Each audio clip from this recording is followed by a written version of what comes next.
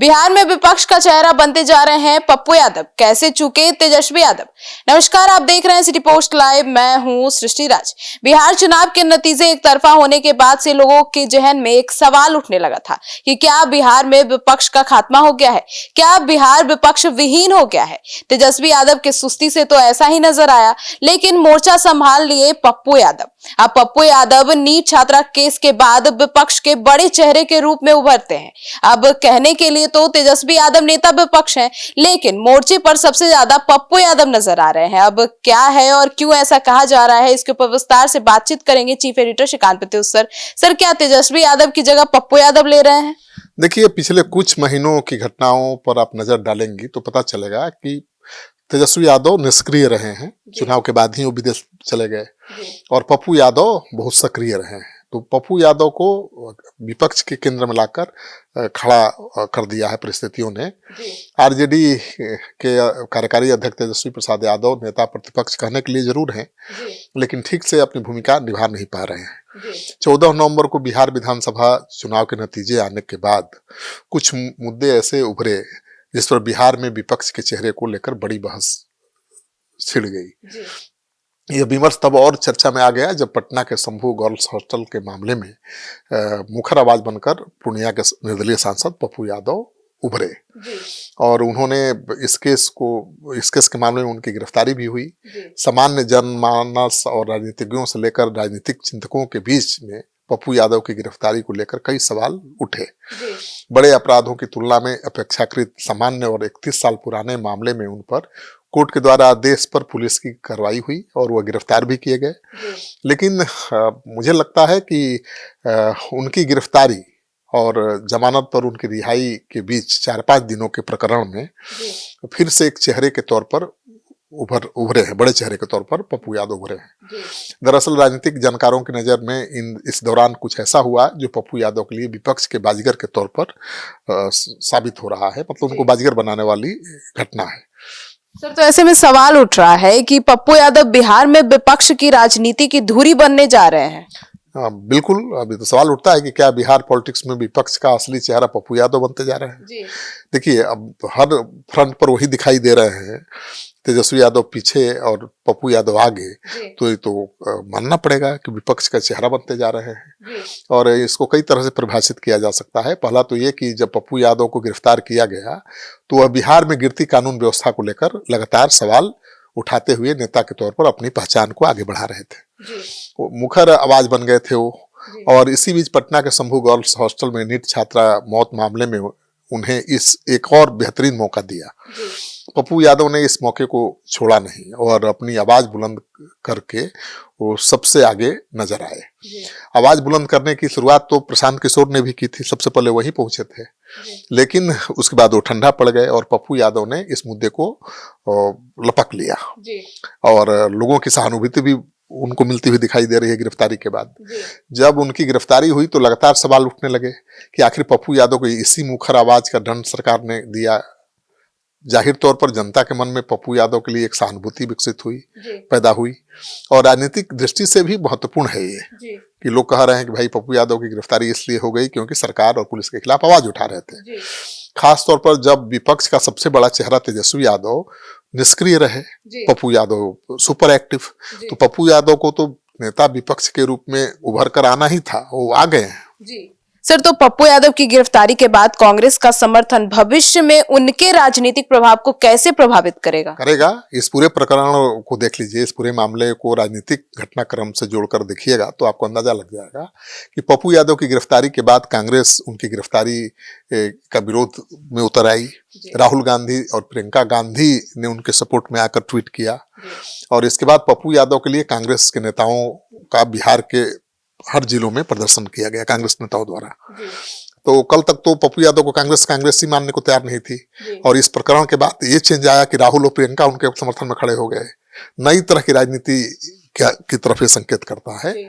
खास तौर पर तब और भी महत्वपूर्ण हो जाती है बात जब यह मामला उस राजनीति से जुड़ता है जिसमें पप्पू यादव अब तक कांग्रेस में एक तरह से अलग थलग दिखाई दे रहे थे। वो कह रहे थे कि हम कांग्रेसी हैं, दिल से, और कांग्रेस के साथ अब मरेंगे और रहेंगे।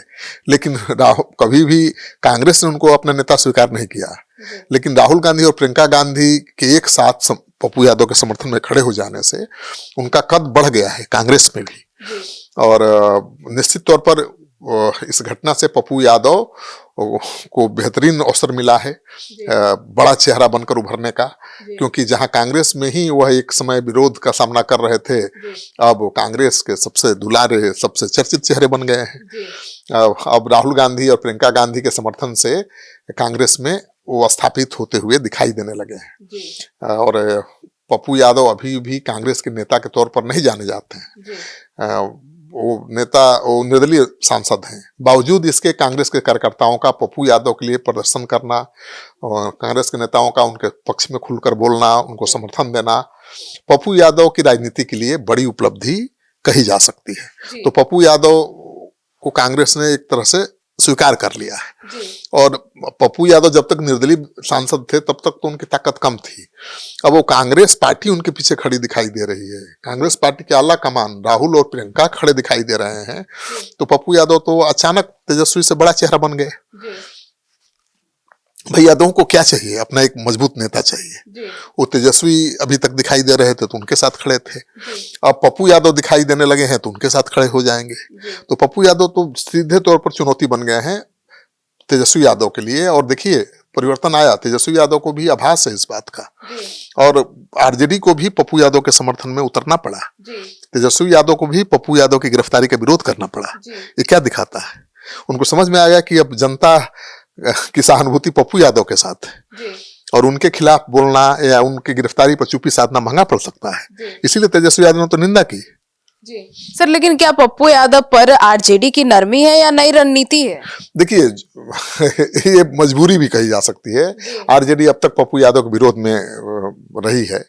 जिस तेजस्वी यादव ने पप्पू यादव की हार तय करने के लिए पूर्णिया लोकसभा चुनाव में कैंप कर दिया, ठीक है ना, और उनको हराने के लिए कोई कोर कसर नहीं छोड़ा था, उसी तेजस्वी यादव ने पप्पू यादव के समर्थन में बयान दिया और उनकी गिरफ्तारी को गलत ठहराया।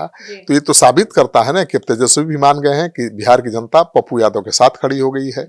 सांसद मनोज झा ने भी पप्पू यादव के लिए आवाज उठाई तेजस्वी के बाद, और इतना ही नहीं, आरजेडी के समर्थकों और कार्यकर्ताओं ने भी पप्पू यादव के लिए खुलकर बोलना शुरू कर दिया।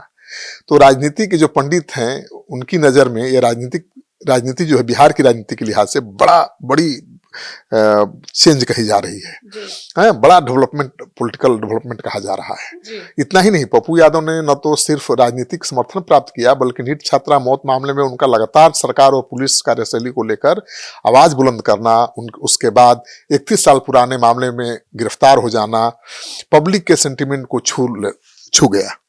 तो पप्पू यादव पब्लिक के नजर में भी हीरो हैं। पब्लिक के बीच से भी आवाज आए कि पप्पू यादव को गलत गिरफ्तार किया गया है, तो ये तो पप्पू यादव को और बड़ा बनाने वाली बात है। हालांकि यह कोर्ट के आदेश पर हुआ था, पप्पू यादव की गिरफ्तारी पुलिस ने कोर्ट के आदेश पर किया था, लेकिन मैसेज तो यही गया ना कि वो नीट छात्रा केस को लेकर ज्यादा एक्टिव थे इसलिए गिरफ्तार हुए हैं।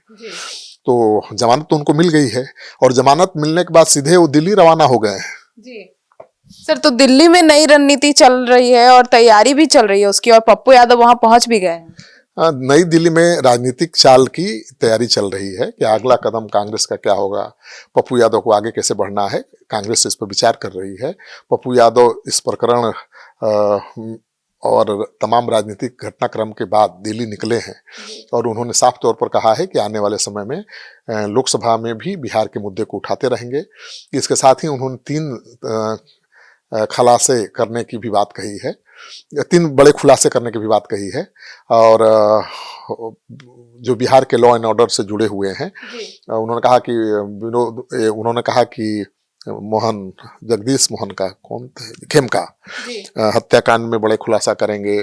तो उसमें जो शूट आउट हुआ एक अपराधी का, वो फर्जी था। उन्होंने कहा कि रुपेश हत्याकांड का खुलासा करेंगे। तो कानून व्यवस्था से जुड़े कई सवाल वो खड़े कर रहे हैं लगातार, तो अपने संघर्ष को और बढ़ा रहे हैं, वो डर के बैठे नहीं हैं, और संघर्ष के कारण ही उनकी छवि निखर रही है। तो मुझे लगता है कि कांग्रेस के नेताओं से दिल्ली में उनकी मुलाकात होगी, और हो सकता है कि कोई नई रणनीति बने और बिहार की राजनीति को वो बदल दे। क्योंकि पूरे घटनाक्रम को जोड़कर देखें तो यह सिर्फ एक गिरफ्तारी की कहानी नहीं है, यह बिहार की विपक्षी राजनीति में संभावित संतुलन की कहानी है। कांग्रेस का समर्थन, आरजेडी की नरमी, जनता की सहानुभूति के कारण पप्पू यादव अचानक एक बड़े खिलाड़ी के रूप में उभरते हुए नजर आ रहे हैं। अब सवाल यही है कि क्या यह जो संवेदना है, जो ये सहानुभूति है पप्पू यादव को लेकर, वो अस्थायी है या फिर आगे तेजस्वी यादव मेहनत करके सारा खेल खराब कर देंगे। देखिए, तेजस्वी यादव अभी भी एक्शन में आ जाएंगे तो पप्पू यादव पीछे नजर आएंगे, क्योंकि अभी तक तो तेजस्वी यादव ही यादवों के सर्वमान्य नेता है।